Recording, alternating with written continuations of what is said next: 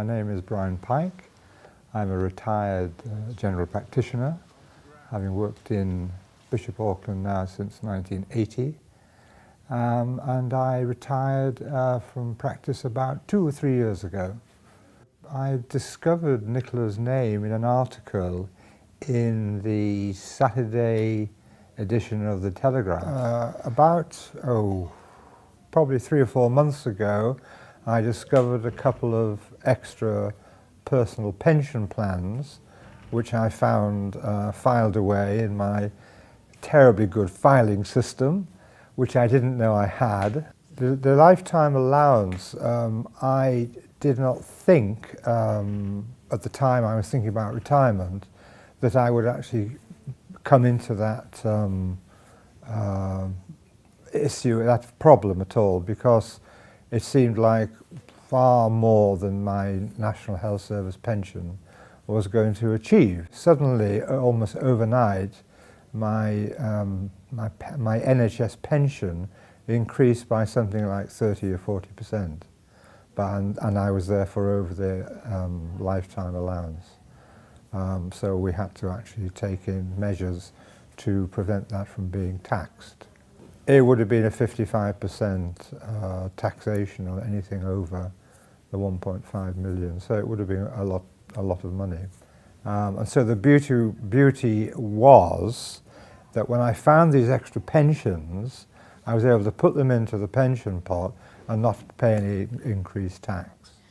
So we're going to put these 3 pension schemes together into a place that again can be managed, can be controlled and be carefully designed and put together so that he can take the monies out of this pension scheme without getting shot with a lot of tax bullets in the process, and apply for another piece of legislation or certificate that will allow him to access all of the pension fund if he wants to without being capped and ruled by the Government Actuary Department. Well, it means that it saved me a lot of money in tax, and also it means that I think I have a lot of faith in what Nicola has done for me, and confidence that she will continue to do so in the future. I think Nicola has been certainly invaluable to me, and the fact that she is now so experienced dealing with both the NHS problems as well as the private pension, I think she would be a very useful person for anybody who is approaching retirement to talk to, particularly in the medical world. The issues that they need to think about sort of 5 years before retirement is, what do they have? What is the value of the benefits? What's the legislation that they're sitting in? What are the rules that they are surrounded by? And what are the rules that they're going to be going into when they come to take these choices of retirement? And how do they transfer and transition themselves from the current set of rules to another set of rules?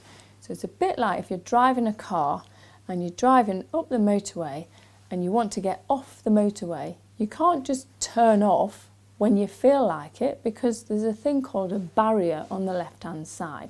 There's a hard shoulder and there's great big banks of grass. So you need to carefully manoeuvre yourself from, say, the outside lane to the middle lane to the inside lane, and then take a slip road off to get off that motorway. So that needs to be carefully planned, mapped, managed and engineered so you don't crash into things on the way. The problem in medicine is that you're targeted by so many different financial bodies. I think you need somebody like Nicola, who is a fairly small unit, and you feel you can have a one-to-one sort of relationship with her, which I think is very important when it comes to pensions and financial advice and so on. So I could certainly recommend her to anybody from the NHS. Yes, I'm just very happy with the way things have panned out over the last 9 years. quite happy with the way things have gone, and I feel I have confidence in Nicola to continue looking after my financial affairs.